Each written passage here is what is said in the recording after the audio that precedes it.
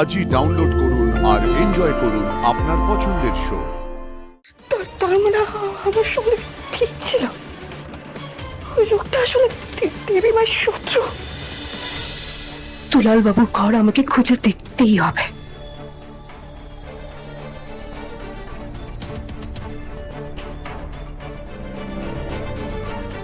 আমার মন বলছে এখানে আমি কিছু না কিছু একটা সন্দেহজনক পাবই।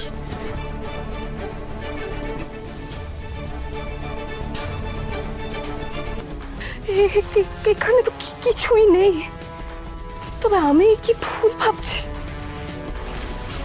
কিন্তু আমার মন বলছে এখানে কিছু না কিছু একটা গোলমাল আছে।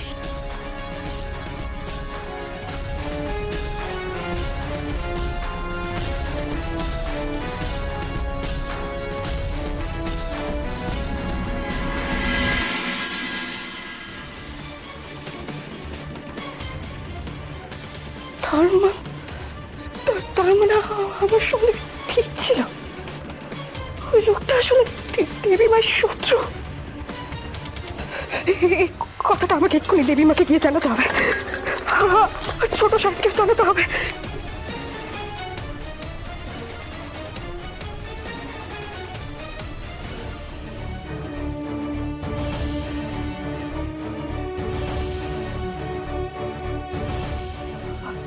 আপনি আপনি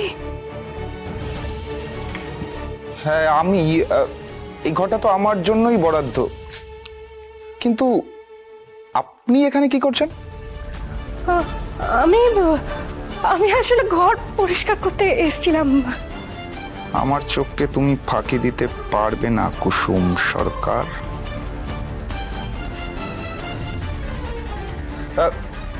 আপনি আমার কোনো জিনিসে হাত দেননি তো আবার?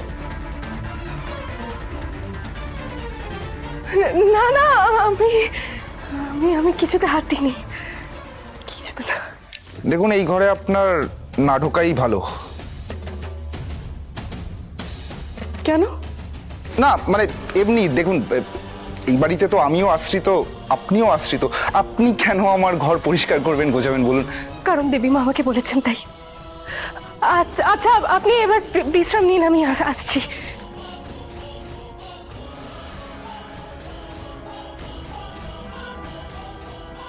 তাহলে কুসুম গোয়েন্দাগিরিটা শুরু করে দিয়েছে। লাভ হবে না কুসুম সরকার। কথায় আছে না, অতি চালাকের গলায় দড়ি। আর এই গাঙ্গুলি বাড়িকে আমি শ্মশান বানিয়েই ছাড়বো। ছোট সাহেব! কি হয়েছে কুসুম? এরকম কেন করছো? দেবীমা কোথায়?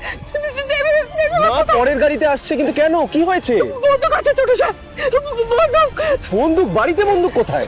দুলাল বাবুর কাছে বন্দুক আছে ছোট সাহেব। আপনারা ভুল মানুষকে এই বাড়িতে জায়গা দিয়েছেন, ওনার কাছে বন্দুক আছে। একদম ঠিক কথা বলেছো কুসুম।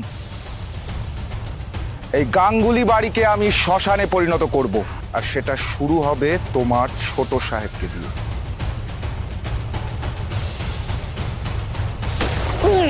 ভাইদা! ছোট সাহেব!